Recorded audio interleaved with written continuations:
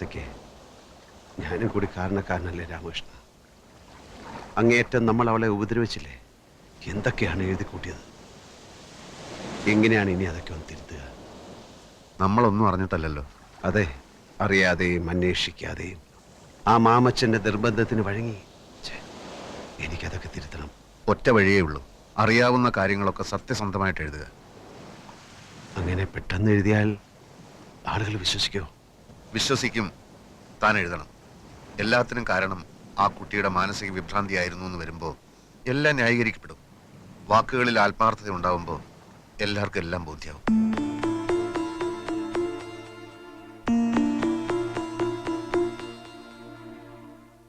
വഴക്കിട്ട് പിരിയുന്ന അച്ഛനമ്മമാരുടെ മക്കൾക്ക് സംഭവിക്കുന്ന ഏകാന്തതയും അന്യതാബോധവുമായി അവൾ ഊട്ടിയിലെ സ്കൂളിൽ താമസിച്ച് പഠിക്കുന്ന കാലം.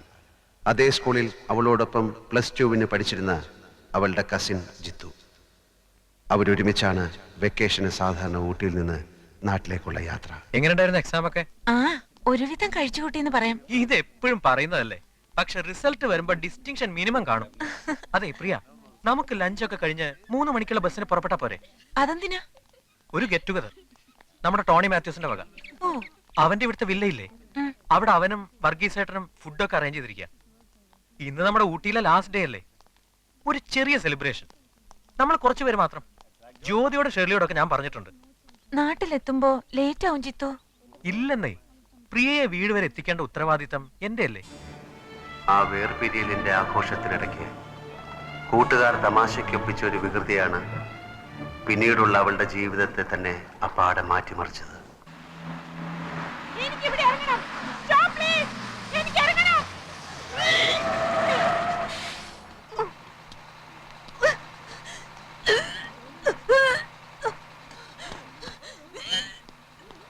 പ്രിയ, എന്തു പറ്റി? അറിയില്ല.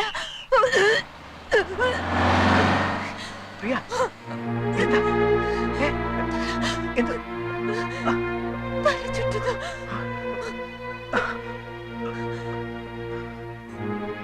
ஹலோ, இங்க அடுத்து ஹாஸ்பிடல் இருக்கா? தெரியாதப்பா. பிரியா,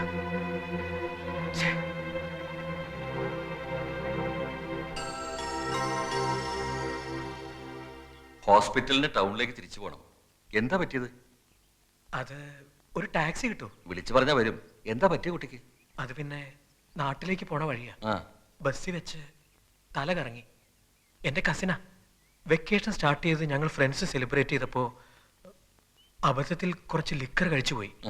ജ്യൂസാണെന്ന് കരുതി കുടിച്ചതാ. അത്രേ ഉള്ളൂ. അതിന് ഹോസ്പിറ്റലൊന്നും പോണമെന്നില്ല. ഒരു മുറി തുറന്നുതരാം. ഷവറിന്റെ ചോട്ടിൽ കുറച്ചേരം നിർത്തിയാൽ മതി, ശരിയാവും. പ്രിയ, പ്രിയ,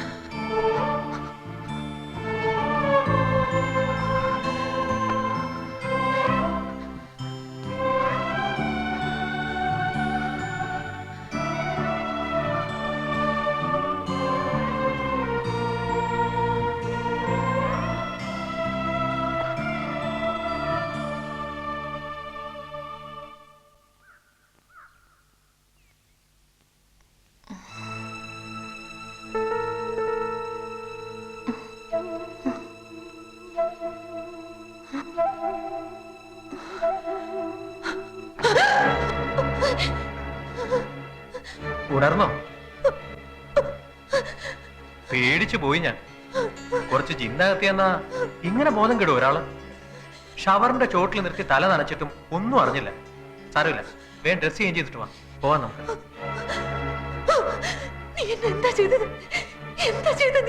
അത് കൊള്ളാം. കിടന്ന് വിറയ്ക്കുന്ന കണ്ടപ്പോ നനഞ്ഞ ഉടുപ്പൊക്കെ മാറ്റി. ഇതെവിടെയാണ്? എന്തിനെവിടെ വന്നത്? എന്താ സംഭവിച്ചത്? എന്ത് സംഭവിച്ചു? നീ എന്നെ എന്താ ചെയ്തത്? പ്രിയ, ഞാൻ വേണ്ട, വേണ്ട. You cheat!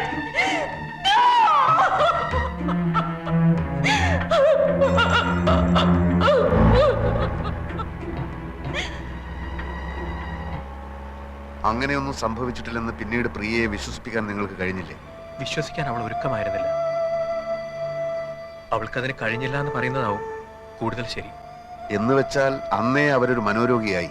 അതെ, എന്നോട് തീരാത്ത പകയെ ഞാൻ മദ്രാസിലേക്ക് പഠിക്കാൻ പോയത് തന്നെ അവളെ കണ്ടുമുട്ടാവുന്ന സന്ദർഭങ്ങൾ ഒഴിവാക്കാനായിരുന്നു. അമ്മയ്ക്കും വല്യമ്മയ്ക്കും മറ്റെല്ലാവർക്കും സത്യം അറിയാവുന്നത് കൊണ്ടാണ് മിസ്റ്റർ സാഗറുമായിട്ടുള്ള കല്യാണം അവർ തീരുമാനിച്ചത്. ഒരു കല്യാണത്തോടെ അവളുടെ മനസ്സ് നേരെയായിക്കോളും എന്നവർ കരുതി. പക്ഷേ അവൾ മദ്രാസിൽ എന്നെ തേടി വന്നു. എന്നെ വകവരുത്തുകയായിരുന്നു ഉദ്ദേശം. അവിടെ 6 മാസത്തോളം ഒരു മെന്റൽ അസൈലത്തിലായിരുന്നു. പിന്നീട് തറവാട്ടിലേക്ക് പോകാൻ അവൾ കൂട്ടാക്കിയില്ല. ഹോസ്റ്റലിലൊക്കെ താമസിച്ച് പഠിച്ചു. വർഷങ്ങൾക്ക് ശേഷം വീണ്ടും എന്നെ കാണുമ്പോൾ ഒന്നും ഉണ്ടാവില്ല മിസ്റ്റർ ജിത്തു. എല്ലാവരുടെയും സാന്നിധ്യത്തിലല്ലേ നമ്മൾ കാണുന്നത്. നിങ്ങളുടെ സ്വാന്തനപ്പെടുത്തലുകൾ ചിലപ്പോൾ മറ്റേത് മരുന്നിനേക്കാളും ഫലം ചെയ്തെന്ന് വരും. No, I don't want an explanation. ഇത്രയും പേരുടെ ഡ്യൂട്ടിക്കുള്ളപ്പോ ഇതൊരിക്കലും സംഭവിക്കാൻ പാടില്ലായിരുന്നു. ആ പേഷ്യന്റ് എന്തെങ്കിലും പറ്റിയാൽ അതിന്റെ ഉത്തരവാദിത്തം നിങ്ങൾക്കായിരിക്കും. എന്താ ഡോക്ടർ? ഇവര് കുളിക്കാൻ കയറുന്നത് വരെ പ്രിയ റൂമിൽ ഉണ്ടായിരുന്നതാണ്. Now she is missing.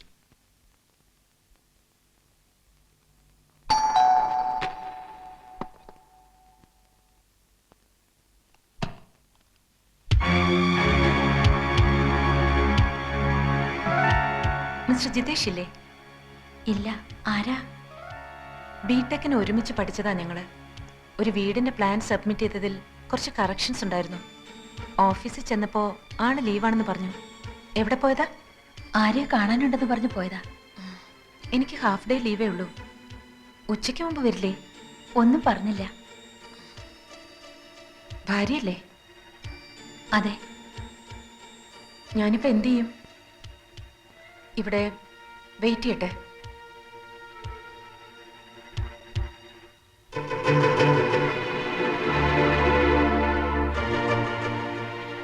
കുടിക്കാൻ കുറച്ച് വെള്ളം.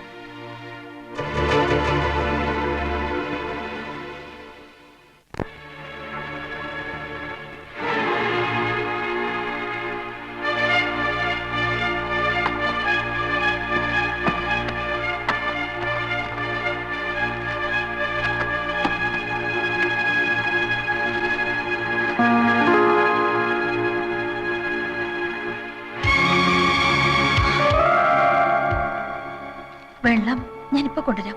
അങ്ങോട്ടിരുന്നോളൂ.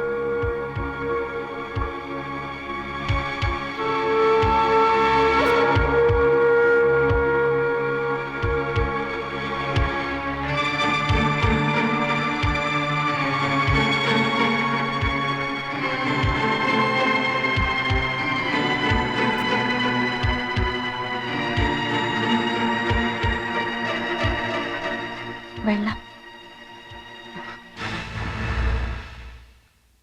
നിങ്ങളുടെ കല്യാണം കഴിഞ്ഞിട്ട് എത്ര നാളായി?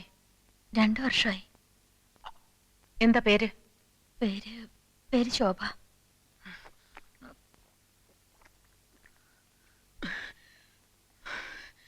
ഉച്ചയ്ക്ക് മുമ്പ് ആള് വരുമെന്ന് തോന്നുന്നില്ല.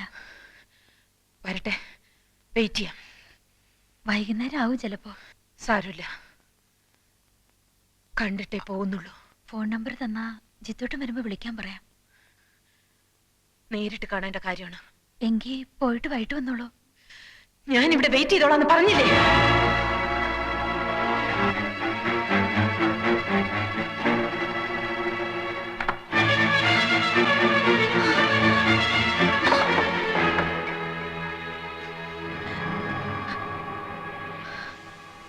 ഹലോ, പ്രകാശനല്ലേ?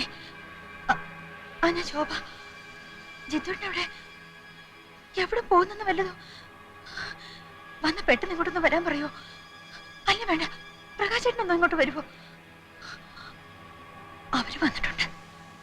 പ്രിയ, ജിത്തുവേട്ടന്റെ പഴയ അവര് മെന്റൽ ഹോസ്പിറ്റലിലാണെന്ന് ജിത്തുവേട്ടൻ പറഞ്ഞത് ഓർമ്മയുണ്ട്. ഇല്ല, അറിയില്ല. എനിക്ക് പേടിയാവുന്നു.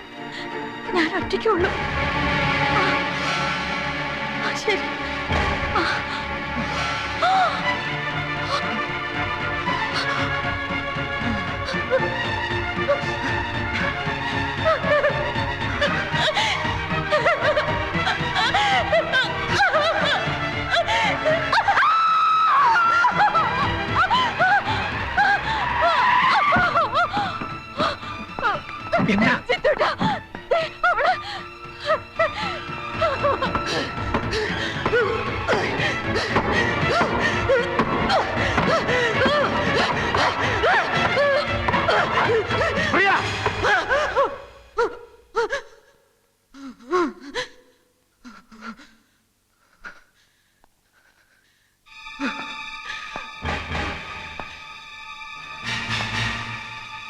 പ്രിയ,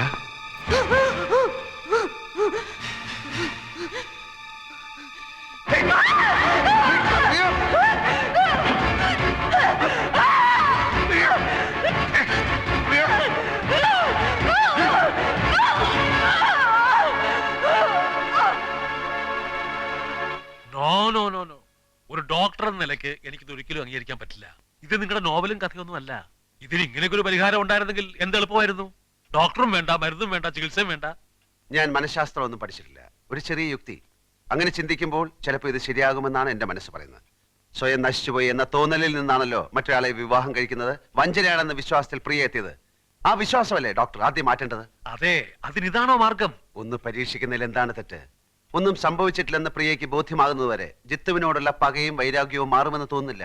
ഇതുപോലുള്ള അറ്റംപ്റ്റിന് ഇനിയും അവൾ മുതിർന്നെന്ന് വരും. അരുതാത്ത എന്തെങ്കിലും സംഭവിച്ച ഒരു ദുരന്തത്തിൽ ചെന്ന് അവസാനിക്കുന്നതിലും ഭേദമല്ലേ ഈ ചെറിയൊരു പരീക്ഷണം? സാഗർ പറയുന്നതിലും കാര്യമുണ്ടെന്നാണ് ഡോക്ടർ എനിക്കും തോന്നുന്നത്. പക്ഷെ അതെങ്ങനെ? It is impossible. Doctor please. എനിക്ക് ഇതിന്റെ റെസ്പോൺസിബിലിറ്റി ഏറ്റെടുക്കാൻ ബുദ്ധിമുട്ടുണ്ട്. ആ കുട്ടിയുടെ ബന്ധുക്കളൊക്കെ ഉണ്ടല്ലോ, തീരുമാനിക്കട്ടെ. അവർ സമ്മതിക്കും, എല്ലാവരും സമ്മതിക്കും. ഡോക്ടർ അനുവദിച്ചാൽ മാത്രം മതി.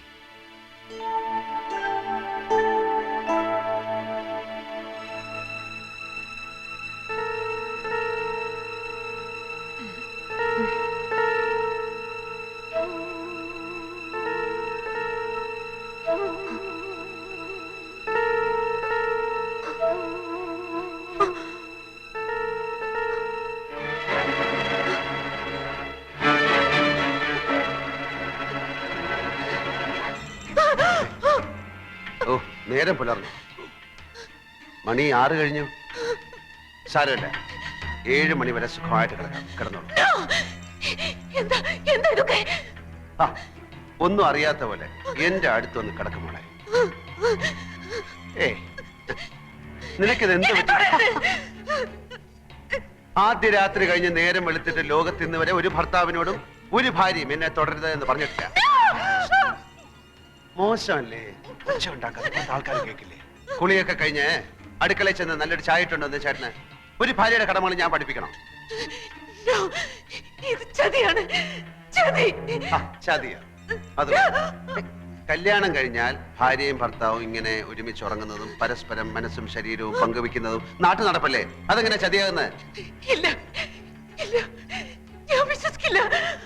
സത്യമായ കാര്യങ്ങൾ വിശ്വസിച്ചല്ലേ പറ്റൂ. കഴുത്തി കിടക്കുന്ന ഈ താലി നോക്ക്, ഉടുത്തിരിക്കുന്ന ഈ പുടവ നോക്ക്, നമ്മൾ കുടിച്ചു തീർത്ത ഈ പാൽ ഗ്ലാസ് നോക്ക്, കടിച്ചു തിന്ന ആപ്പിളും പഴങ്ങളും നോക്ക്.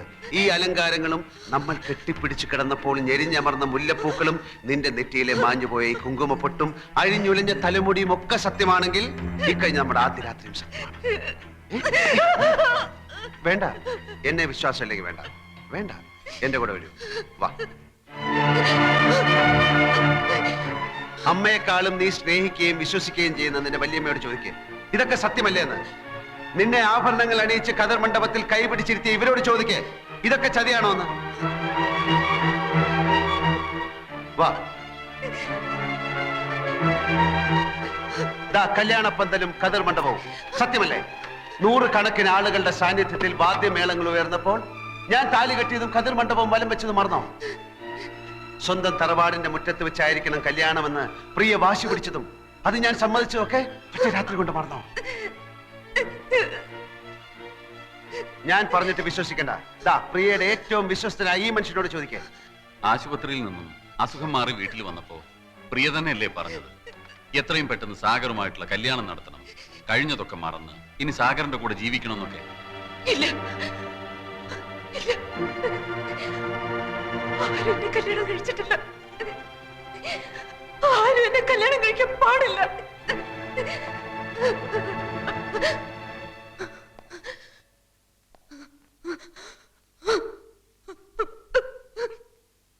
വർഷങ്ങൾക്ക് മുമ്പുള്ള ഒരു പ്രഭാതത്തിൽ നീ ഉണർന്നെണീറ്റപ്പോൾ ഒരു തെറ്റും ചെയ്യാത്ത ഈ പാവം പയ്യൻ നിന്നെ നശിപ്പിച്ചു എന്ന് നീ വിശ്വസിക്കുന്നുവെങ്കിൽ ഇന്നലെ രാത്രിയിൽ സംഭവിച്ചതും സത്യമാണ്. അത് നീ വിശ്വസിക്കുന്നില്ലെങ്കിൽ അന്നും ഒന്നും സംഭവിച്ചിട്ടില്ലെന്ന് നീ വിശ്വസിച്ചാൽ മതിയാകും.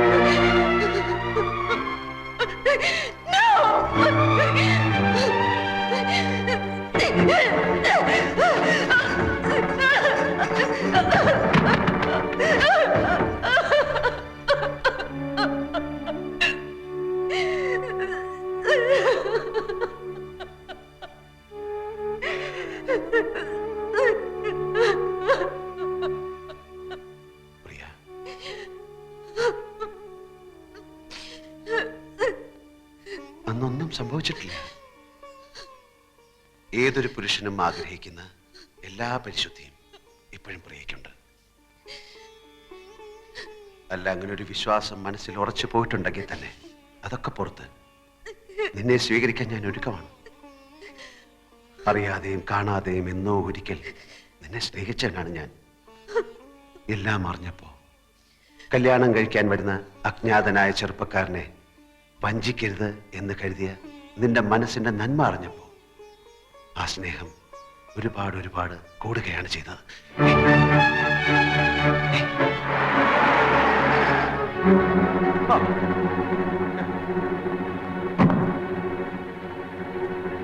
എന്റെ പൊന്നു തഹസിൽദാർ സാറേ, 2 ദിവസമായി ഞാൻ നെട്ടോട്ട് ഓടുകയാണ് കോട്ടപ്പുറത്തിനെ തേടി. എന്തായി ക്ലൈമാക്സ്? അവസാന ലക്കം ഇന്ന് കമ്പോസിങ്ങിന് കൊടുത്തില്ലെങ്കിൽ അയാൾ എവിടെ?